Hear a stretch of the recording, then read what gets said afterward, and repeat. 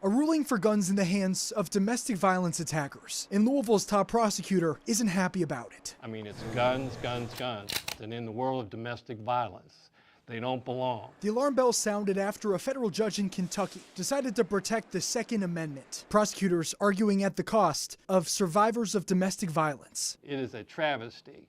It's a tortured examination of the Constitution of the United States. In his ruling, Judge Danny Reeve also cited a recent U.S. Supreme Court decision from 2021. Writing for the majority, Justice Clarence Thomas said gun restrictions are constitutional only if the government can demonstrate that the regulation is consistent with the nation's historical tradition of firearm regulation. We're talking about a constitution that didn't include women in its writing, so it actually wasn't designed to protect women. This judicial decision only puts them at more risk. Former Kentucky Representative Atticus Scott of Louisville says the reality is this. I really wish people understood that they're probably living next door to someone who's experienced domestic violence if they haven't experienced it themselves. A recent study in the National Library of Medicine finds women are 5 times more likely to be murdered when their abusers have access to firearms. Well, they're not fully protected anymore as a result of this ruling. Domestic violence has become a public health crisis. It's a problem the Jefferson County Attorney Mike O'Connell says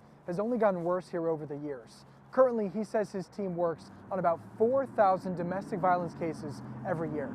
It is taking away a significant and important piece to take away that firearm protection. Metro Councilwoman and Kentucky Senate candidate Cassie Chambers Armstrong spent years working as an attorney for domestic violence survivors. She says this ruling sends a clear message to her former clients. And I worry that folks will look at this ruling and say, this feels like another way the deck is stacked against me. And it will look like another barrier when someone is looking at the really difficult step of trying to leave an abusive relationship. Domestic violence prevention advocates like Scott say the path forward is clear. Well, people definitely have to pay attention to advocacy and public policy. Who is sitting in these positions makes a difference.